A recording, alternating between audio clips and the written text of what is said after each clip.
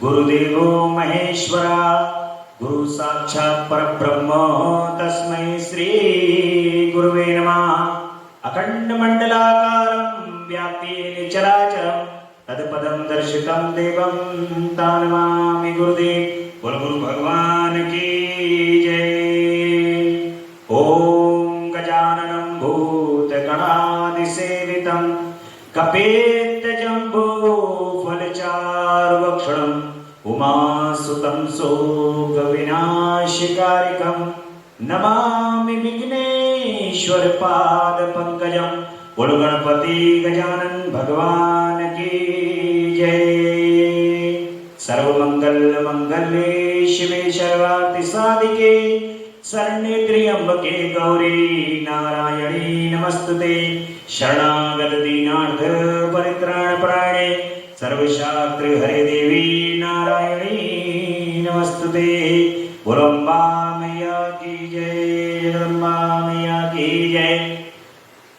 कर्पूर गौरम करुणावतारम संसारसारं भुजगेन्द्रहारं सदा वसन्तं हृदयारविन्दे भवं भवानी सहितं नमामि।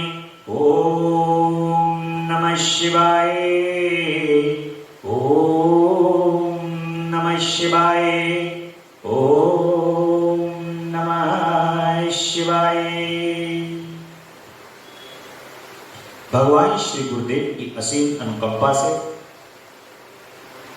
माता पिता के आशीर्वाद, जगदम्बा अम्बा पराशक्ति की परम सानिध्यता, भोलेनाथ की परम कृपा और आप सभी भक्तों के भाग्य के कारण भगवान की अमृतमयी कथा का आज 22वां दिवस है। पूर्ण रूप से जब भगवान कृपा करते हैं तब उनकी कथा को श्रवण करने का सौभाग्य प्राप्त हो। जैसे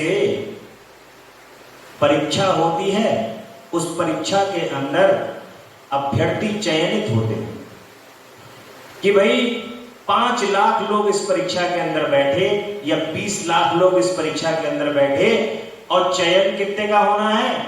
बोले चयन 2000 वैकेंसी निकली है, केवल 2000 लोग ही चयनित किए हैं। उसी प्रकार से भगवान के प्रेम में और उनकी भक्ति में वो भक्त चयनित होते हैं जो उनको परम प्रिय होते हैं। भगवान उनका चयन करते हैं और उनका चयन करके अपनी भक्ति को प्रदान करते हैं और कहते हैं कि चल कर ले, तू जो मैं तुझसे कह रहा हूं वो तू कर ले, मेरी कथा का श्रवण कर ले, मेरे पूजन को कर ले, मेरे नाम के स्मरण को कर ले। परंतु स्क्रीनिंग क्या है? 20 लाख लोगों में से 2,02,000 की स्क्रीनिंग।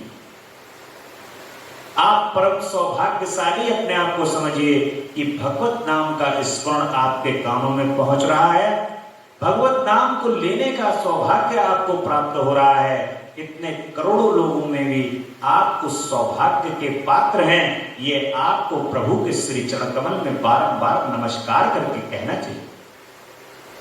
अगर आप उनके श्री चरण कमल में बारंबार नमस्कार करके उनके श्री चरण कमल में अपनी नासिका को बार बार रगड़ें और रगड़ने के बाद भी ये नासिका घिस जाए तब भी कम है उनका ये आशीर्वाद जो उन्होंने आपको प्रदान किया।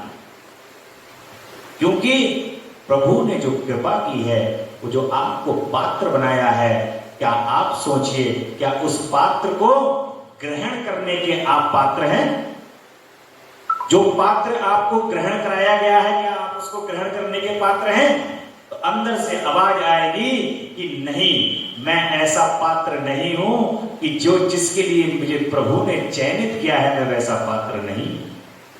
परंतु पता नहीं कौन सी ऐसी बात है हमारी जो हमारे प्रभु को अच्छी लग गई है, जो उनको भा गई और उनको भाने के कारण ही उन्होंने हमें चुन लिया। जैसे कहते नहीं, किसी की कोई भी बात अच्छी नहीं लगती है, लेकिन एक बात उसके अंदर जरूर होती है जो अच्छी होती है। सारे दुर्गुण हो, दुर्गुणों का भंडार हो, परंतु गुण तो होते ही हैं। क्योंकि जहां दुर्गुण हो गए, गुण हो गए, गुण हो गए तो एक आध दुर्गुण भी होगा। और उनमें से कौन सी ऐसी हमारे अंदर का गुण है, हमारे अंदर की ऐसी कौन सी चीज है जैसे जिसको देख करके हमारे प्रभु हमसे प्रेम करने लगे हैं, और उस प्रेम के नतीजे के कारण हमें उन्होंने अपने नाम को स्मरण करने का सौभाग्य प्रदान कर दिया। ये उनकी परम कृपा है। और ये परम कृपा, देखिए संसार का तो ये खेल है, इस खेल में तो हम पूरे जीवन भर उलझे रहेंगे, और ऐसे ही धीरे धीरे धीरे धीरे करके आज के लिए कल का प्रयास करके, जब आज का दिन है हम उसको कल का प्रयास करेंगे कि कल हमें क्या करना है, हमारा कल क्या होगा, हम कल क्या होंगे, हम कल क्या करेंगे। बस जो हम आज जी करके जो कल के लिए सोचते हुए जीवन जीते हैं, ऐसे ही कल वो भी आ जाएगा जब प्रभु के हाथों में हाथ तुम्हें पहुंचने वाला हो, वो कल भी आएगा। परंतु इस मृत्यु लोक के अंदर ये सत्य है कि मृत्यु आना यहां पर सत्य है, सबका कोई यहां काल से ग्रसित होना है। परंतु उससे पहले अपने ये जो माध्यम आपको आपके प्रभु ने हम सबको प्रदान किया है, हमारे प्रभु, हमारे दीन बंधु ने, भोलेनाथ ने, पिनाक पाणी ने जो हमें ये शरीर प्रदान किया है, इस शरीर के माध्यम से उनकी सेवा करने का जो अवसर है हम प्राप्त कर लें और परम आनंद को प्राप्त हो। ये परम आनंद पूरे त्रिलोकी के अंदर कहीं भी नहीं है। ये जो शरीर प्राप्त हुआ है, ये शरीर के अंदर जो तुम आनंद ले रहे हो, ये आनंद पूरे तीनों लोकों में कहीं नहीं है, ये यहीं पर है। और ये आनंद को देवता भी यहां पर मनुष्य का रूप धारण करके इस आनंद को लेते हैं। इसलिए आज सोमवार का दिन है, भगवान पिनाक पाणी भोलेनाथ शंभु का बड़ा आनंदमय दिन है, और श्रावण मास का चौथा सोमवार है। भगवान ने परम कृपा करी है हम लोगों के जन्म पर कि जो इतने वर्षों के बाद इस श्रावण मास में 5 सोमवार पड़े। इस श्रावण मास की शुरुआत भी सोमवार से हो रही है और इसका विश्राम भी सोमवार से हो रहा है। ऐसी कृपा भगवान ने की है हम सब पर, और उन्होंने तो मौका ही मौका दिया है। ऐसा नहीं है कि उन्होंने मौका नहीं दिया है, उन्होंने तो हर क्षण हमें मौका दिया है, हर पल मौका दिया है। तो जो पकड़ सके वो पकड़ ले, और छोड़ने के लिए तो पूरी दुनिया पड़ी हुई है। दुनिया तो छोड़े बैठी है उनको, लेकिन जो पकड़े बैठा है, जो जान रहा है, जो अपने अस्तित्व को पहचानता है, जो ये जानता है कि मैं कहां से आया हूं और कहां को जाना है। जैसा कि आपने देखा होगा, भगवान का जब पार्थिव पूजन होता है तो उस समय पर उनको प्राण कौन प्रदान करता है? भगवान को प्राण कौन प्रदान करता है? प्राण प्रतिष्ठा कौन करता है? आपके स्वयं अपने मुख से उनको बार बार छूते हो, और उनको बार बार छू करके भगवान को प्राण प्रतिष्ठित करते हो। तो किसका प्राण हुआ? जो आपके अंदर है वही तो शिव है, जो आपके अंदर विराजमान है वही तो शिव है, और उन शिव को पहचानना ही दुर्लभ है। इसीलिए आप उन शिव से एकाकार तब करोगे। एकाकार आप जब ही कर सकते हो जब उनकी महिमा को, जब तक उनकी महिमा को नहीं जानोगे तब तक उनसे एकाकार नहीं हो सकता। इसलिए कथा एक ऐसा माध्यम है जो उनसे एकाकार कराने का सबसे सरल माध्यम, उनसे प्रेम बढ़ाने का, उनके साथ एकीकृत होने का ये सबसे सरल माध्यम है। तो वही माध्यम को प्रभु की कृपा से हम सब यहाँ पर सुन रहे हैं, आनंद ले रहे हैं। भगवान के पूर्व की कथा में आप सभी सुन रहे हैं बहुत ही आनंद से और प्रेम से कि अंधक का किस प्रकार से भगवान यहाँ पर अभिमान चूर करते हैं, और अंधकासुर को प्रभु अपने अस्त्र शस्त्र से दग्ध कर देते हैं। युद्ध होता है उनसे तो अपने अस्त्रों से और शस्त्रों से दग्ध कर देते। अब यहां पर कथा आती है कि नंदीश्वर को भगवान भोलेनाथ आज्ञा करते हैं कि जाओ नंदीश्वर, शुक्राचार्य को पकड़ करके ले आओ। क्योंकि शुक्राचार्य यहां पर क्या कार्य कर रहे हैं? शुक्राचार्य कार्य कर रहे हैं भगवान भोलेनाथ की दी हुई मृत संजीवनी विद्या से, जो कि ओम त्रयंबकम यजामहे सुगंधिम पुष्टिवर्धनम उर्वारुक निर्वंदनाम मृत्युर्मोक्षी मामृता, और गायत्री मंत्र को उसके साथ जोड़ करके सभी दैत्यों को जीवित कर। ये सभी दैत्य जिनके ऊपर जल का छींटा मार रहे हैं शुक्राचार्य, और वो दैत्य जो मरे पड़े हैं रणभूमि के अंदर, गर्दन कटी पड़ी है, हाथ कटे पड़े हैं, सब जुड़ जा रहे हैं और पुनः जीवित हो जा रहे हैं। दैत्य का साम्राज्य होता चला जा रहा है। भगवान शिव जब ये देखते हैं तो कहते हैं कि अच्छा, शुक्राचार्य का ये मामला चल रहा है, तो नंदी भगवान को जो है कह देते हैं कि जाओ इनको पकड़ करके ले आओ। अब नंदीश्वर जाते हैं और पहुंच करके शुक्राचार्य जी को वहां पर देखते हैं और शुक्राचार्य जी को अपने साथ लेकर के जैसे ही बढ़ते हैं आगे, वैसे ही सारे दैत्य व्याकुल हो जाते हैं। तीनों लोकों में व्याकुलता फैल जाती है, क्योंकि शुक्राचार्य शुक्र के देवता हैं। जितना भी यहाँ पर वैभव, यश, कीर्ति, मान, सम्मान जो आप देख रहे हैं, ये शुक्र ग्रह के कारण है। और शुक्र ग्रह के स्वामी शुक्राचार्य हैं, और उनके स्वामी जब नंदीश्वर के कब्जे में आ गए हैं, तो उसके बाद पूरे संसार के अंदर उतावलापन है। सभी, कोई भी वस्तु अपने सही तरीके से कार्य नहीं करती। कोई जो बोल रहा है दूसरे को पसंद नहीं आता। कोई सुंदर बन रहा है लेकिन सुंदरता दूसरे को रास नहीं आती। यहां पर अच्छे अच्छे उत्सव मनाए जा रहे हैं, लेकिन वे सब फीके पड़ गए हैं, क्योंकि ये सब शुक्राचार्य के कारण है। शुक्राचार्य जो हैं वो नंदी के कब्जे में हैं इस समय भगवान शिव की आज्ञा से, और सभी राक्षस लोग जो हैं नंदी के ऊपर बाण और सब अस्त्र शस्त्रों से हमला कर देते हैं ताकि ये शुक्राचार्य को छोड़ दे। परंतु नंदी को तो आज्ञा है, जिस प्रकार से यदि आईजी साहब ने या डीआईजी साहब ने ऊपर से आज्ञा कर दी है, ये अपराधी 3 दिन में पकड़ा जाना चाहिए, नहीं पकड़ा गया तो तुम्हारा जो है वो सेवानिवृत्ति तय है, सस्पेंशन तय है, बर्खास्तगी।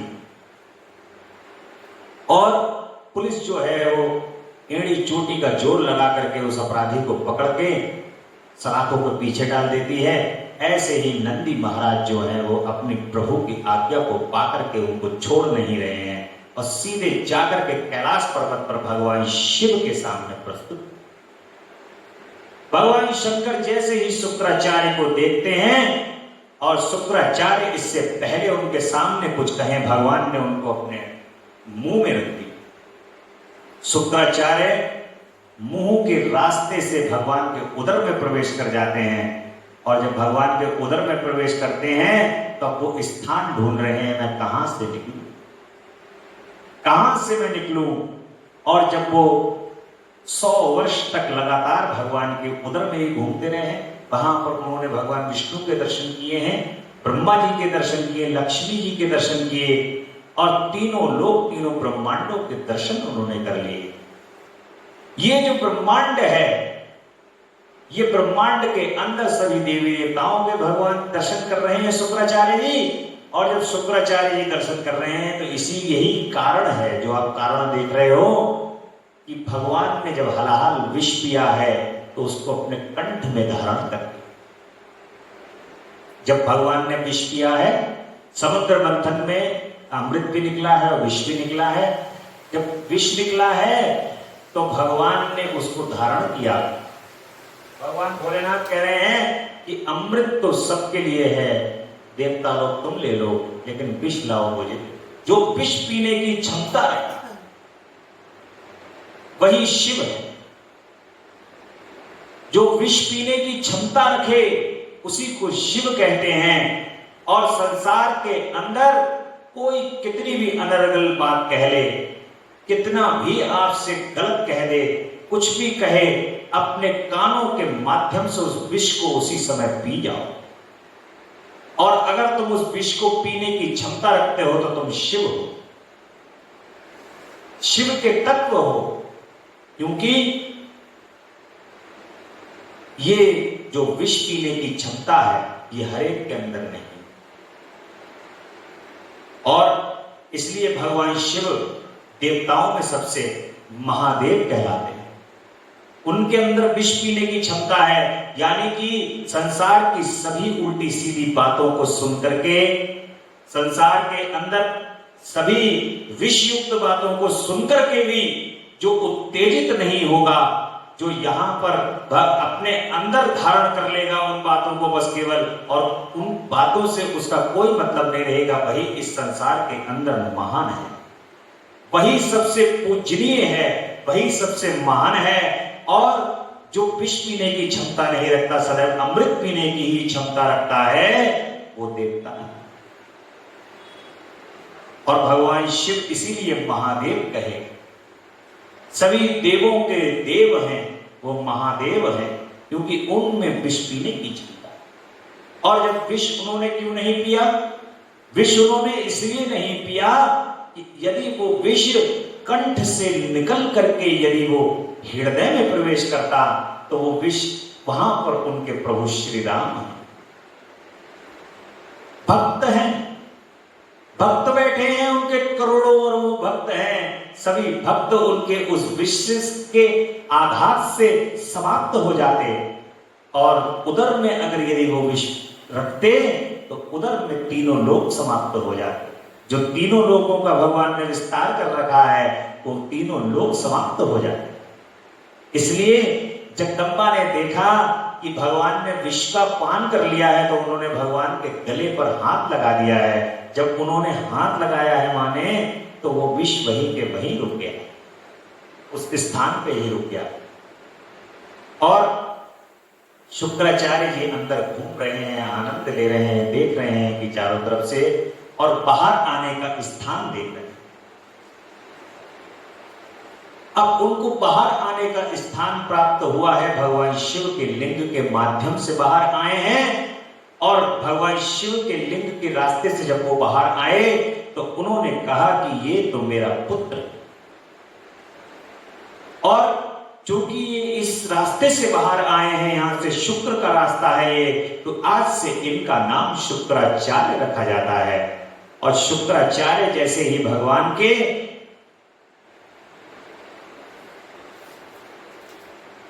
शुक्र से बाहर आते हैं और जन्म लेते हैं तो भगवान शिव कहते हैं माता पार्वती से, हे शिवा ये हमारा पुत्र है, आज से ये हमारा पुत्र हुआ। और शुक्राचार्य जी पर भगवान प्रसन्न होते हैं। शुक्राचार्य नाना प्रकार से भगवान शिव के तपस्या करते हैं और मृत संजीवनी विद्या को ग्रहण करते हैं, जिसके अंदर भगवान शिव का जो मंत्र है, शुक्राचार्य उस मंत्र से उनको प्रसन्न करने की कोशिश करते हैं। वो मंत्र है ओम नमस्ते देवेशाय सुरासुर नमस्कृताय भूत भव्य महादेवाय हरित पिंगल लोचनाय बलाय बुद्धि रूपेण व्याघ्र वसंधारण्याय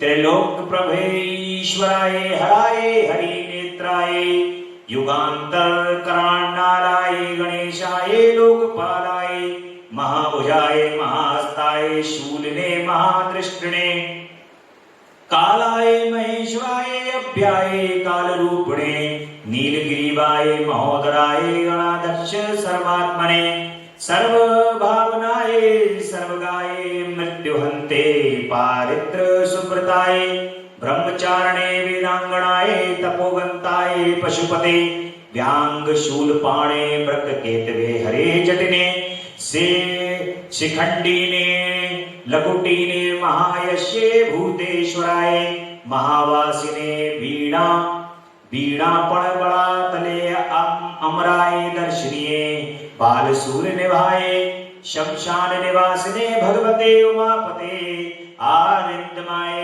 भगस्त पातिने पुष्पे दश दशानना नाशनाय क्रूर कर्तिकाय पास हस्ताय प्रलय कालाय उल्का मुखियाग्निदाय मुने दीप्ताय विशांपते उन्मते जनकाय चतुर्थकाय लोक सप्तमाय वामदेवाय बांग दाक्षिणाय वामदे भिक्षवे भिक्षरूपिणे जटिने स्वयं जटिलाय शक्रहस्त प्रति स्तंभकाय वसूनाम स्तंभकाय कृतवे कृतपुराय कालाय मेधादिने मधुकराय चलाय पासन सत्याय बाजनेत ने समाश्रम पूजिताय जगधात्रे जगतक्रे पुरुषाय शाश्वताय ध्रुवाय धर्माक्षकाय त्रिवस्त्रे भूत भावनाय त्रिनेत्राय बहुरूपाय सूर्या युत संप्रभाय देवाय सर्वयुतानंदिने सर्वाबाधा विमोचनाय वंदनाय धर्म सांधिणे धर्मोत्तमाय पुष्पांदयादिभावाय मुखाय सर्वराय हिरण्यश्रवसे हारणे भीमाय भीम पराक्रमाय ओम नमो नमः। इस प्रकार से भगवान शिव को प्रसन्न करते भगवान शिव को प्रसन्न करते हैं और भगवान शिव का 108 बार नाम लेते हैं। जो 108 नाम अष्टोत्तर नाम जो तुम लेते हो ये शुक्राचार्य जो है वो भगवान के नाम ले लेते हैं। प्रणाम करते जाना अपनी जगह से भगवान को उन नामों के लिए। ओम महादेवाय नमः, ओम विरूपाक्षाय नमः, ओम चक्राकधर शेखराय नमः, ओम अमृत नमः, ओम शाश्वत नमः, स्थाणु नमः, ओम नीलकंठ नमः, ओम पिनाकी नमः, ओम ब्रजराक्ष नमः, ओम महागे नमः, ओम पुरुष नमः, ओम सर्वकामद नमः, ओम कामरी नमः, ओम कामदेह नमः, ओम कामरूप नमः, ओम कपटी नमः, ओम विरूप नमः, ओम गिरीश नमः, ओम भीम नमः, ओम शक्ति नमः, ओम रक्तवासा नमः, ओम योगी नमः, ओम कालदेह नमः, ओम रिपुग्न नमः, ओम कपाली नमः, ओम गूढ़व्रत नमः, ओम गुप्त मंत्र नमः, ओम गंभीर नमः, ओम भावगोचर नमः, ओम अणिमादे गुणाधार नमः, ओम त्रिलोकेश्वरदायक नमः, ओम वीर नमः, ओम वीरहंता नमः, ओम घोर नमः, ओम विरूप नमः, ओम मांसल नमः, ओम पटु नमः, ओम महामांसाद नमः, ओम हनुमंत नमः, ओम भैरव नमः, ओम महेश्वर नमः, ओम त्रिलोकद्रावण नमः, ओम लुब्ध नमः, ओम लुब्धक नमः, ओम यज्ञसूदन नमः, ओम कृतकसायुक्तम नमः, ओम उन्मत्त नमः, ओम कृतिकावासा नमः, ओम गज कृतिथा परिधान नमः, ओम ब्रजभू ओम भुजगभूषण नमः, ओम दंतालम नमः, ओम बेताल नमः, ओम घोर नमः, ओम शाकिनी पूजित नमः, ओम अघोर नमः, ओम घोर दैतज्ञ नमः, ओम घोर घोर नमः, ओम घोर घोष नमः, ओम वनस्पति नमः, ओम भस्मांग नमः, ओम जटिल नमः, ओम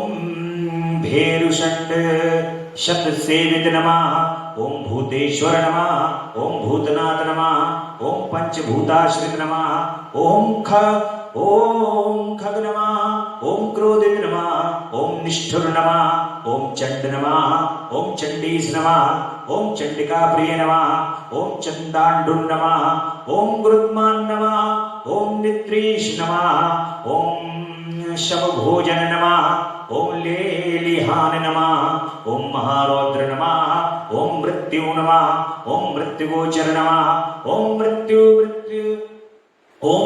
मृत्यु नमः, ओम महासेन नमः, ओम शमशान नारायणवासी नमः, ओम राग नमः, ओम विराग नमः, ओम रागांग नमः, ओम वीतराग नमः, ओम शतार्ची नमः, ओम सत्व नमः, ओम रज नमः, ओम तम नमः, ओम धर्म नमः, ओम अधर्म नमः, ओम वासवानुज नमः, ओम सत्य नमः, ओम असत्य नमः, ओम सद्रूप नमः, ओम असद्रूप नमः, ओम अहेतुक नमः, ओम अर्धनारीश्वर नमः, ओम भानु नमः, ओम भानुकोटिश शतप्रभ नमः, ओम यज्ञ नमः, ओम यज्ञपति नमः, ओम रुद्र नमः, ओम ईशान नमः, ओम वरद नमः, ओम शिव नमः। इस प्रकार से भगवान के ये 108 नाम हैं जो परम कल्याणकारी हैं, परम मंगलकारी हैं, परम आनंद को देने वाले हैं। जो 108 नाम भगवान के शिव के जो लेता है और इनसे भगवान का अर्चन पूजन करता है, भगवान शिव बहुत जल्दी प्रसन्न होते हैं। शुक्राचार्य पर परम प्रसन्न हो गए हैं भगवान इन नामों को लेने से। अमृत संजीवनी विद्या जो है वो शुक्राचार्य को प्रदान कर दी भगवान शिव ने और कह दिया कि जाओ शुक्राचार्य, आज से अभय होकर के रहो। और जिस प्रकार से गुरु बृहस्पति का स्थान है उसी प्रकार से तुम्हारा स्थान रहेगा और संसार में समस्त प्राणियों को जो वैभव है वो तुम्हारे होने से ही प्राप्त होगा, ऐसा मेरा तुम्हें वरदान है। और भगवान शिव परम प्रसन्न होकर भृगुनंदन की तपस्या पर इस प्रकार से उनको बारंबार वरदान दे करके अभिसिंचित कर रहे हैं। और शुक्राचार्य जी का यहां पर शुक्राचार्य जिस प्रकार से अपने तपोबल से मृत्युंजय नामक विद्या की प्राप्ति हुई थी वह वृतांत आपको बता।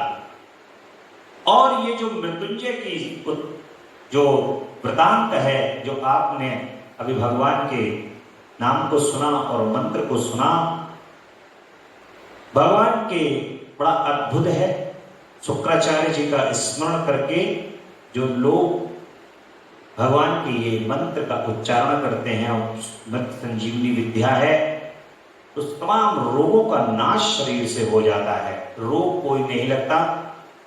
भगवान का जो ये 108 नाम लेकर के जो अष्टोत्तर करते हो, तो जो लोग भगवान का ये नाम लेते हैं उनसे रोग कोसों दूर रहते हैं। और जरूर स्मरण करना चाहिए उनका ये नाम समाज के कल्याण के, लोक के कल्याण हो।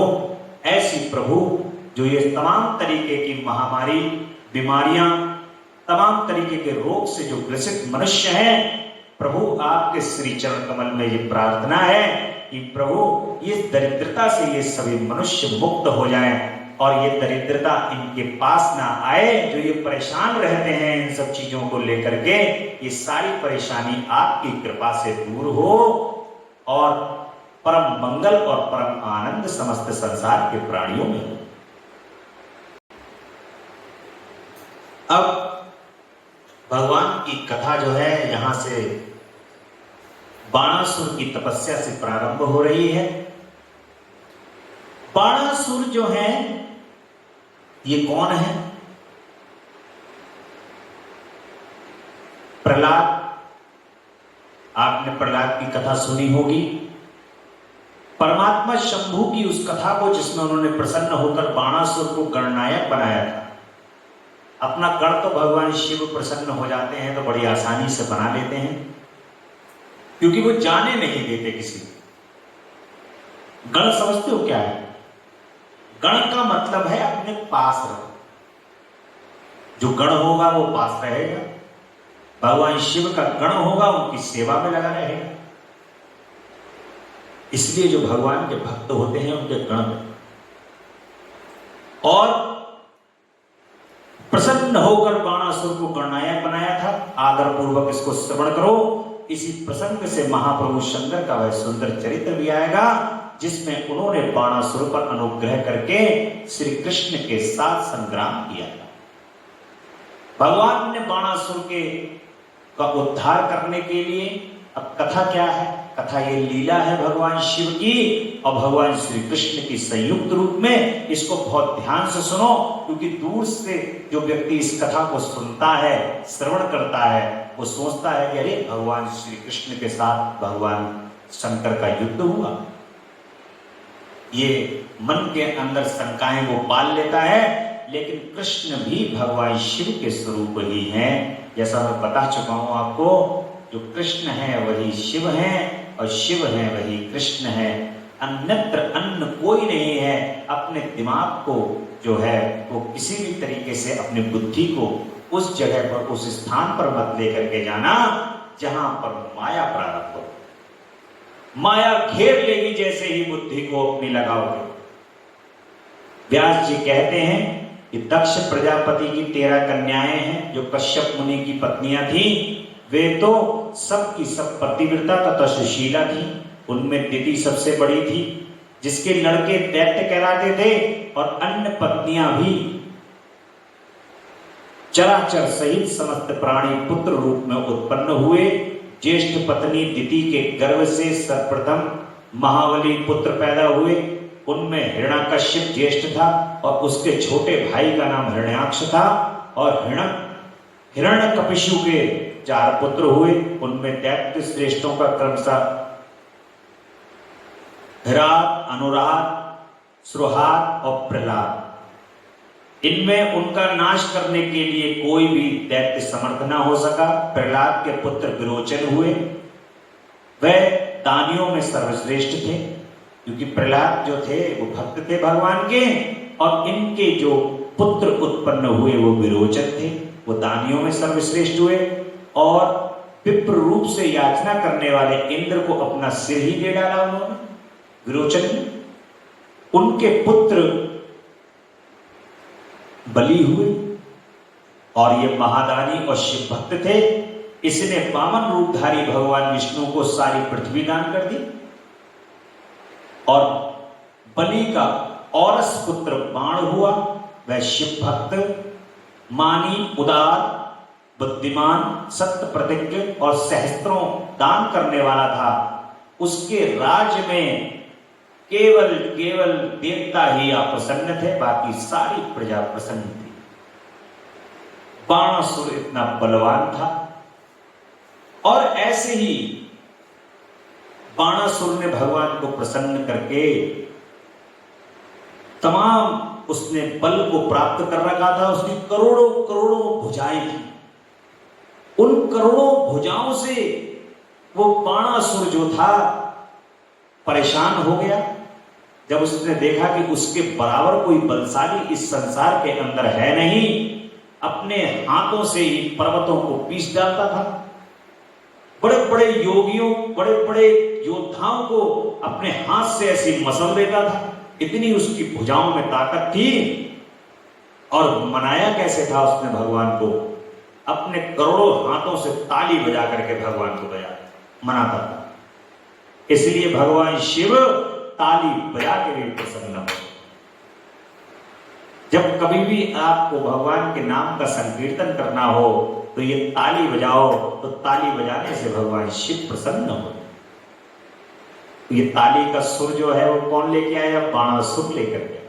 करोड़ों हाथों से ताली बजाता था भगवान की, और प्रसन्न कर लिया उसने भगवान शिव को। और आकर के भगवान के सामने वो कहता है कि प्रभु, मेरे समान इस समस्त संसार के अंदर कोई योद्धा है ही नहीं। अब जो ये भुजाएं आपने दी हैं मुझे इतनी, इन भुजाओं का मैं क्या करूं? ऐसा लगता है कि पूरी पृथ्वी उठा के मसल डालूं इन भुजाओं से। और भगवान को ये उसका अभिमान भरा हुआ जो शब्द है, भगवान शिव को ये पसंद नहीं। भगवान शिव कहते हैं कि इतना ही जब तू आतुर है और क्रोधित हो जाते हैं भगवान शिव, और उसको श्राप दे देते। भगवान शंकर कहते हैं कि बाणासुर, तुम्हारे जब अंत का समय आएगा तो ये तुम्हारी जो ध्वजा लहरा रही है राज्य की, ये अपने आप टूट करके नीचे गिर जाए। तब तुम समझ लेना कि तुम्हारी इन भुजाओं को नष्ट करने वाला अब आ गया है और कुछ ही दिनों में तुम्हारी भुजाएं नष्ट हो। ऐसा भगवान शंकर क्रोधित होकर के उसको श्राप प्रदान कर देते हैं। और भगवान शिव से वो बहुत प्रार्थना करता है कि प्रभु क्षमा, प्रभु त्राहिमाम प्रभु। भगवान शिव जो हैं वो वहां से अंतर्ध्यान होकर के चले जाते। इतने में भगवान की लीला प्रारंभ होती है। करोड़ों वर्ष बीत जाते हैं, बाणासुर का शासन चल रहा है।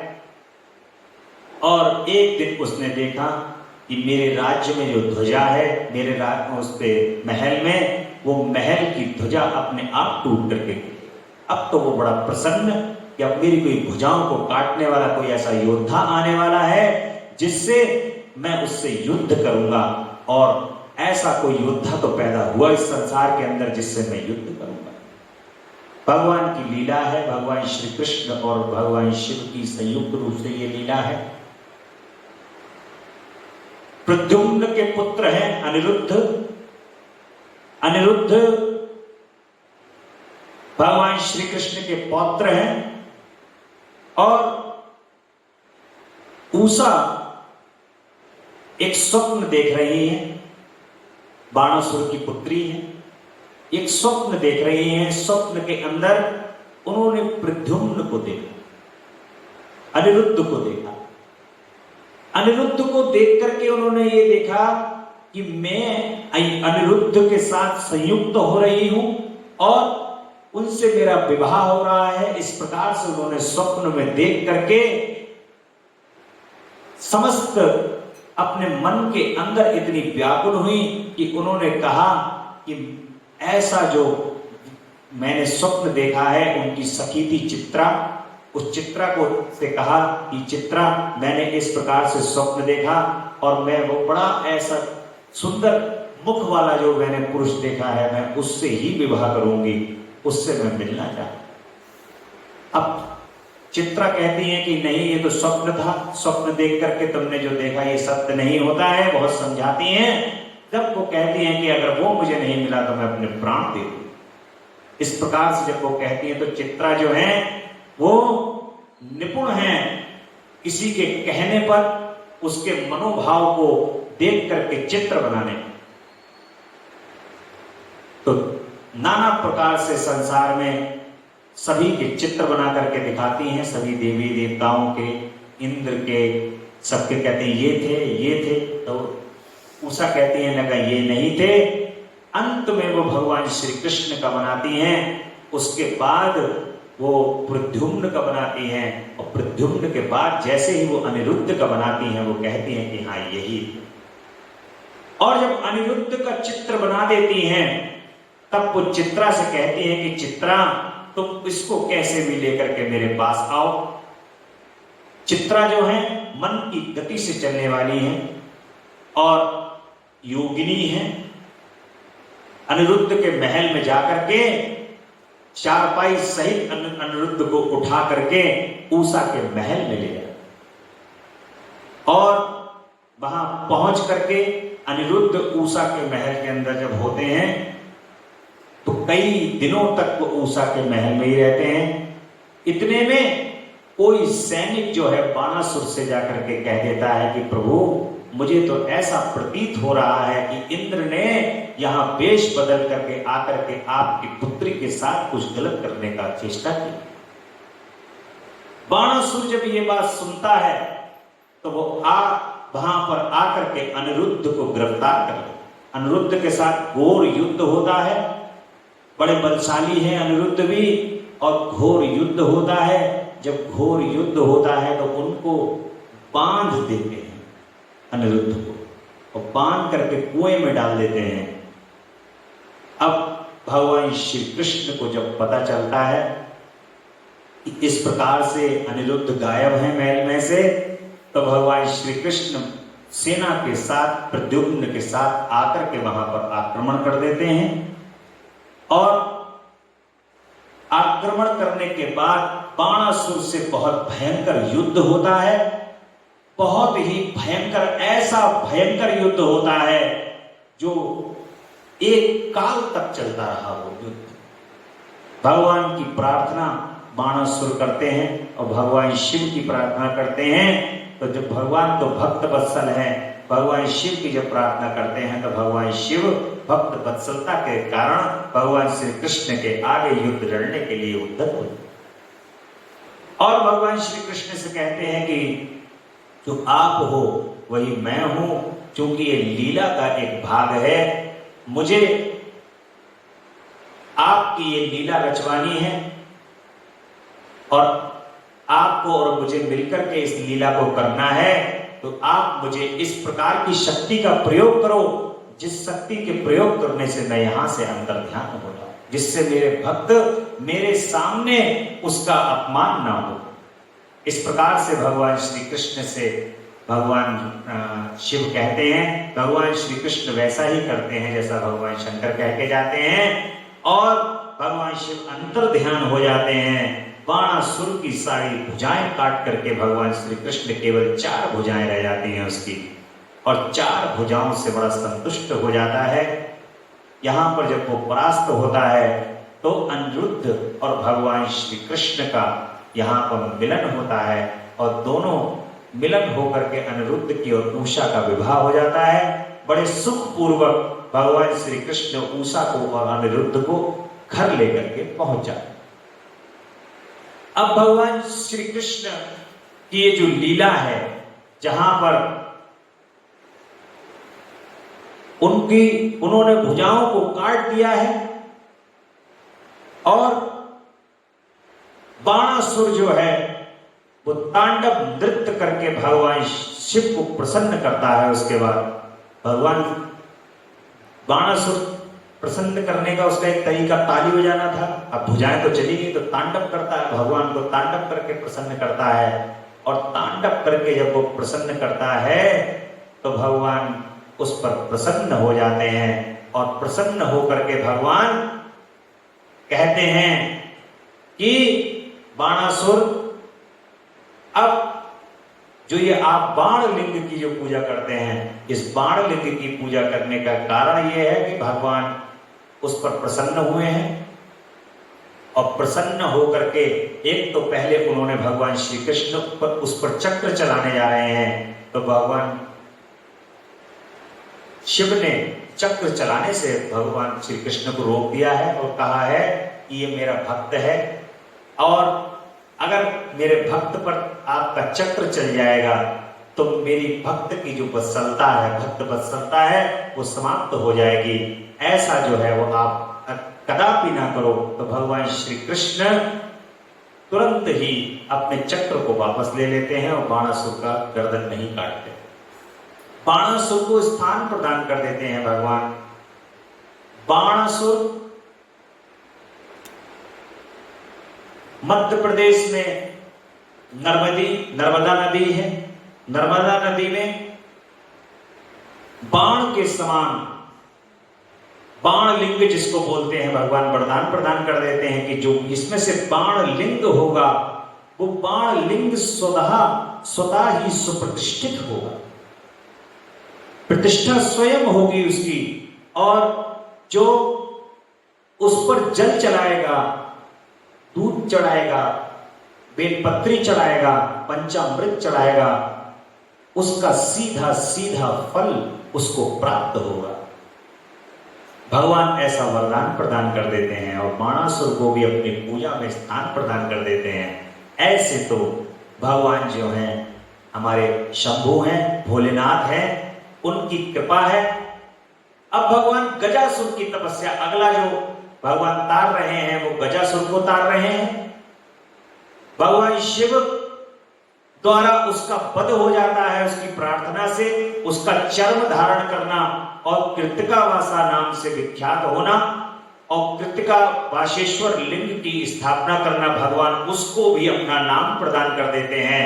इस प्रकार से भगवान जो हैं वो गजासुर को भी प्रसन्न होकर के अपना नाम प्रदान कर देते हैं और दुंदुभिन्नाथ नामक दैत्य है जो कि व्याघ्र के रूप से शिव भक्त पर आक्रमण करने का विचार करता है और भगवान शिव उसका वध कर देते।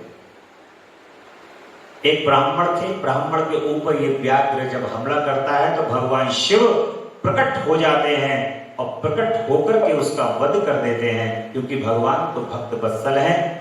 और उस व्याघ्र का भी भगवान ने, उस दुंदुभिक नाम के दैत्य का भी भगवान ने तार दिया है।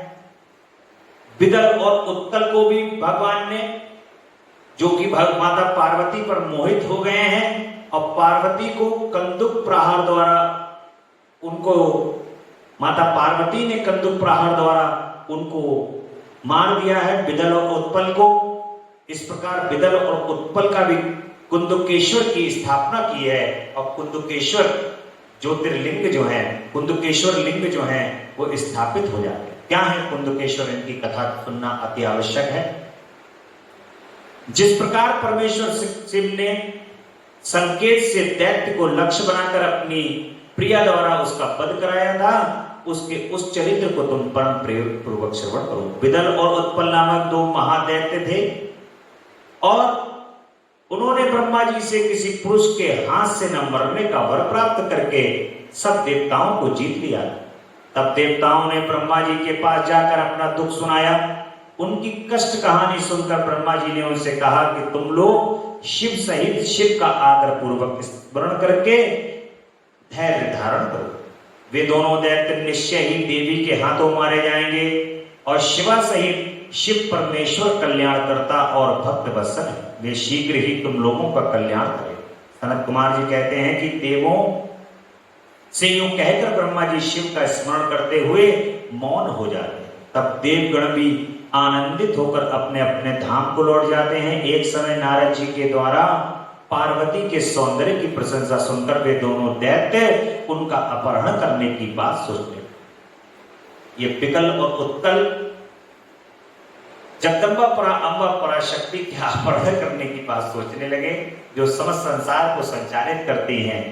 समस्त संसार जिनसे संचालित होता है, एक सांस भी जिनकी इच्छा के बगैर नहीं चलती, उनको अपहरण करने की कोशिश विकल और उत्तल करने लगते हैं। तो काम किसने खराब किया? नारद जी ने। क्योंकि नारद जी को अब है कि भैया ये मरने चाहिए। मरेंगे कैसे? जब तक इधर की बात उधर नहीं करोगे तब तक नारद जी पूरा काम करते थे। और इस प्रकार से वो सोचने लगे, दैत्य उनका अपहरण करने की बात को सोचने लगे। पार्वती जी जहां गेंद उछाल रही थी वहीं पे जाकर आकाश में विचरने लगे। माता जी वहां गेंद उछाल करके खेल रही हैं और ये भी वहीं पहुंच गए। वे दोनों घोर दुराचारी थे, उनका मन अत्यंत चंचल हो रहा था। वे गणों का रूप धारण करके अंबिका के निकट आए। तब दुष्टों का संहार करने वाली शिव ने अवहेलना पूर्वक उनकी ओर देखकर उनके नेत्रों से प्रकट हुई चंचलता के कारण तुरंत उन्हें पहचान लिया। फिर तो सर्वस्वरूपी महादेव ने दुर्गतिनाशिनी दुर्गा को कटाक्ष द्वारा सूचित कर दिया कि ये दोनों दैत्य हैं। माता जी को सूचित कर दिया कि ये दोनों दैत्य हैं। और तब पार्वती अपने स्वामी महाकौतुकी परमेश्वर शंकर के उन नेत्रों के संकेत को समझ गई और उन्होंने तदंतर सर्वज्ञ शिव की अर्धांगिनी पार्वती ने उस संकेत को समझकर उसी गेंद से एक साथ ही उन दोनों पर चोट मार दी। तब महादेवी की गेंद से आहत होकर वे दोनों महाबली दुष्ट दैत्य चक्कर काटते हुए इस प्रकार भूतल पर गिर पड़े, जैसे वायु के झोंके से चंचल होकर दो पके हुए ताड़ के फल अपनी डंठल से टूट करके गिर जाते हैं, अथवा जैसे वज्र के आघात से महागिरी के दो शिखर ढह जाते हैं। उसी प्रकार आकार करने के उद्धत उन दोनों महादैत्यों को धराशायी करके वह गेंद भगवान शिव के लिंग के रूप में परिणित हो और समस्त दुष्टों का निवारण करने वाला वह लिंग कुंदुकेश्वर के नाम से विख्यात हुआ और ज्येष्ठेश्वर के समीप स्थित हो। काशी में स्थित कंदुकेश्वर लिंग दुष्टों का विनाशक, भोग और मोक्ष का प्रदाता और सर्वदा सत्पुरुषों की समस्त कामनाओं को पूर्ण करने वाला है। जो मनुष्य इस अनुपम आख्यान को हर्षपूर्वक सुनता और सुनाता है अथवा पढ़ता है, उसे भय का दुख कहां वह इस लोक में नाना प्रकार के संपूर्ण उत्तमोत्तम सुखों को भोग करके अंत में देव दुर्लभ दिव्य गति को प्राप्त हो। ब्रह्मा जी कहते हैं कि मुनि सप्तम, मैंने तुमसे इस रुद्र संहिता के अंतर्गत इस युद्ध खंड का वर्णन किया है। यह खंड संपूर्ण मनोरथों का फल प्रदान करने वाला, इस प्रकार मैंने पूरी की पूरी रुद्र संहिता का वर्णन कर दिया है। ये शिव जी को सदा परम प्रिय है और भुक्ति मुक्ति का फल प्रदान करने वाली। सूत जी कहते हैं इस प्रकार शिवानुगामी ब्रह्मपुत्र नारद शंकर के उत्तम यश को तथा शिव सतनाम को सुनकर कृतार्थ हो गए। यूं मैंने संपूर्ण चरित्रों में प्रधान तथा कल्याण कारक ये ब्रह्मा और नारद का संवाद पूर्ण रूप से कह दिया है। अब तुम्हारी और क्या सुनने की आज्ञा, इच्छा। रुद्र संहिता का ये युद्ध खंड यहाँ पर संपूर्ण होता है। बोले शंकर भगवान की जय। आज से भगवान की शतरुद्र संहिता प्रारंभ होती है।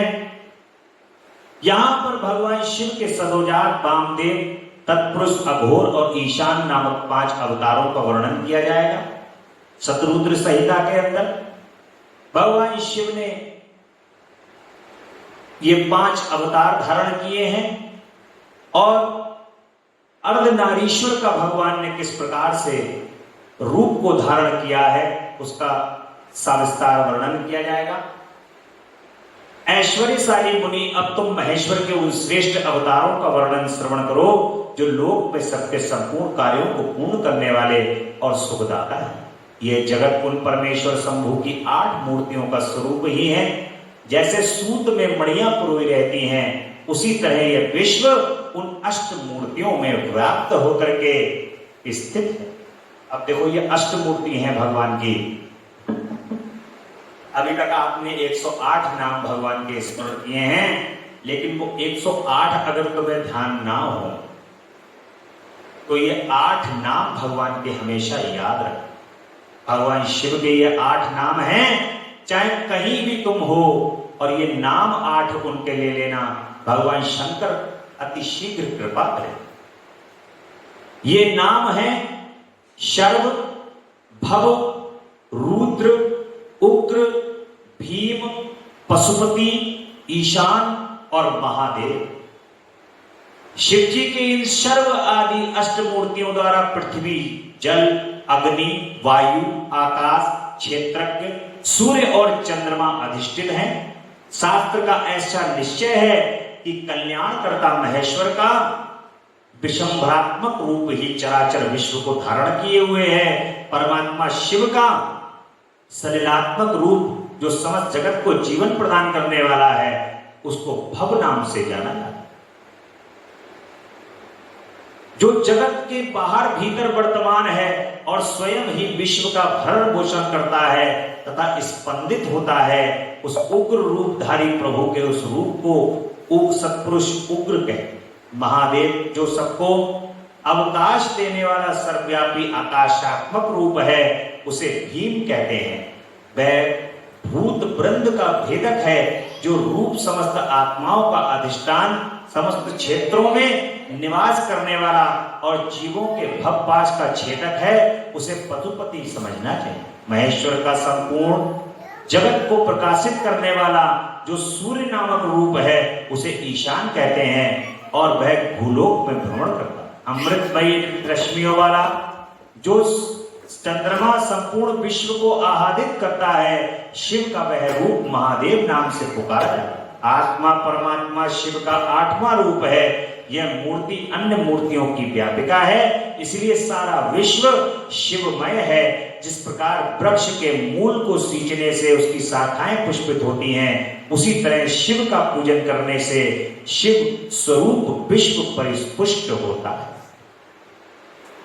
जैसे तुम जड़ के अंदर जल देते हो, तो जड़ के अंदर जब जल देते हो तो पत्तियों में भी जाता है, तने में भी जाता है, फलों को भी लगता है, पूरे वृक्ष में लगता है। ऐसे ही भगवान शिव जड़ है, और जब तुम जड़ का पूजन करोगे, वंदन करोगे, तो ये समस्त संसार तुम में आच्छादित हो जाएगा। ये समस्त संसार का सुख तुम्हें प्राप्त होने लगेगा। ऐसा भगवान शिव की ये महिमा है। इन 8 रूपों को, भगवान के 8 अष्ट मूर्तियों को हमेशा याद रखो और भगवान के इन अष्ट मूर्तियों का जब तुम ध्यान करोगे तो भगवान तुम पर परम कृपा करेंगे। और प्रिय सनत कुमार, अब तुम शिव जी के अनुपम अर्धनारीश्वर रूप का वर्णन करो। तुम ब्रह्मा की कामनाओं को पूर्ण करने वाले, जब सृष्टिकर्ता ब्रह्मा द्वारा रची हुई सारी प्रजाएं का विस्तार नहीं हो रहा था, जब ब्रह्मा जी के द्वारा ये समस्त संसार है इसका विस्तार नहीं हो रहा था,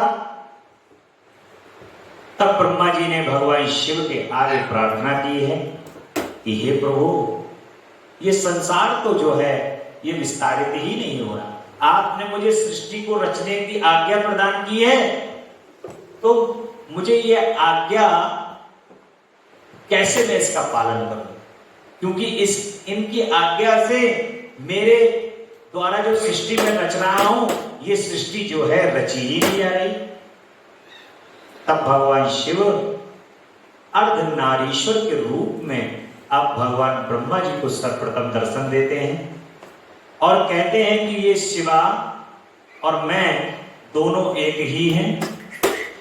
जब महाप्रलय आती है तो भगवान शिव और मां दोनों एक रूप में हो जाते हैं, उसे महाप्रलय बोलते हैं और तब हम दोनों एक ही हो जाते हैं। परंतु ये मेरा आधे में मेरे में शिवा है और आधे में मैं हूं, परंतु अब तुम्हें इस सृष्टि की संरचना करनी है। तो जब सृष्टि की संरचना करनी है तो मैं शिवा को अपने से अलग करता हूं और मैं स्वयं अलग हो जाता हूं। यानी कि शिवा जो है वो प्रकृति का रूप लेकर के समस्त संसार का संचालन करेंगी, समस्त संसार की रचना करेंगी। स्त्री के रूप में माता को जब आ जाती हैं और पुरुष के रूप में भगवान शिव आ जाते हैं, इसीलिए कहा जाता है कि भगवान जो ब्रह्म है वो न स्त्री है न पुरुष है, न स्त्री है और न पुरुष है। उनको किस आप उससे बुला सकते हो? कि उनमें तो दोनों ही गुण हैं। भगवान शिव उस समय ब्रह्मा जी की प्रार्थना को सुन करके सृष्टि की रचना के लिए अर्धनारीश्वर के रूप में दर्शन प्रदान ये बन। और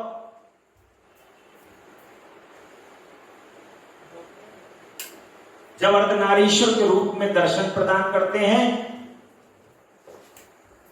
तो उस समय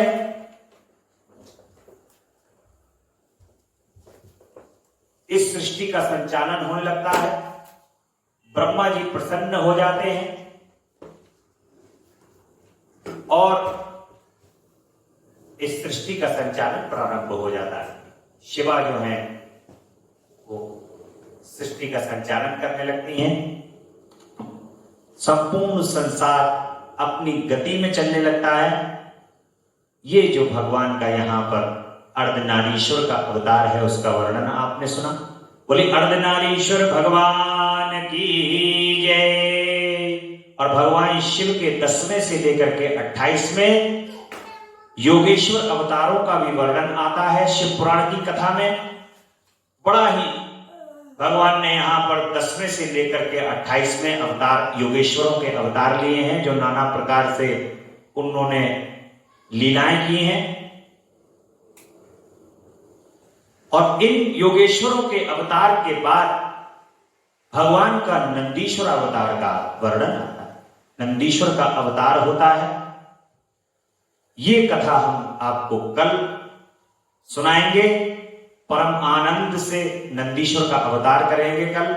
परम आनंदित होना, इस प्रकार से नंदी का जन्म होता है और नंदी भगवान की सेवा में लगते हैं, आते हैं उनके पास। क्योंकि जितने भी भक्त हैं वो नंदी बनना चाहते हैं भगवान का, कि मैं कैसे भी जो हूं वो नंदी बन जाऊं। और काल भैरव का भगवान का अवतार हुआ है, वो भी आपको कल कथा सुनने को प्राप्त होगी। हनुमान जी का भी अवतार है, कल मंगलवार है, तो हनुमान जी के रूप में भी भगवान ने अवतरण किया है। ये भी आपको कल की कथा में सुनना को प्राप्त होगा। बोले शंकर भगवान की जय। बड़े प्रेम से आनंद से भगवान के नाम का स्मरण करेंगे। तेरा पल पल बीता जाए, मुख से जप ले नमः शिवाय, ओम नमः शिवाय, ओम नमः शिवाय, ओम नमः शिवाय, ओम नमः शिवाय। मुसाफिरी जब पूरी होगी, चलने की मजबूरी होगी, मुसाफिरी जब पूरी होगी, अवसर खाली न जाए, मुख से जप ले नमः शिवाय, ओम नमः शिवाय, ओम नमः शिवाय, ओम नमः शिवाय, ओम नमः शिवाय। हे नमः शिवाय, नमः शिवाय, नमः शिवाय, नमः शिवाय, नमः शिवाय, नमः शिवाय, नमः शिवाय, नमः शिवाय। अवसर खाली न जाए, मुख से जप ले नमः शिवाय, ओम नमः शिवाय, ओम नमः शिवाय, ओम नमः शिवाय, ओम नमः शिवाय, ओम नमः शिवाय, ओम शिवाय, ओम नमः शिवाय।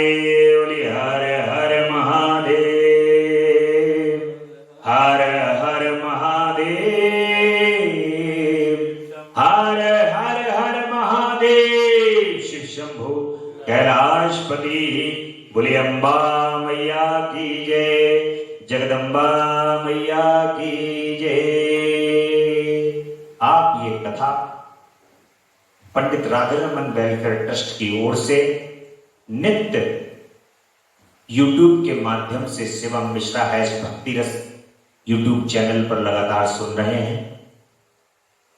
इस कथा को स्वयं सुने और दूसरों को ये कथा पहुंचाएं। परम आनंद पहुंचाने वाली ये कथा आपका तो कल्याण करेगी करेगी, समस्त संसार का भी कल्याण करेगी। तो इसलिए स्वयं सेल्फिश ना बनकर के दूसरे सभी को ये कथा पहुंचाएं, ताकि सबका कल्याण हो और सबके कल्याण में आपका कल्याण छुपा हुआ है। बोल जगदम्बा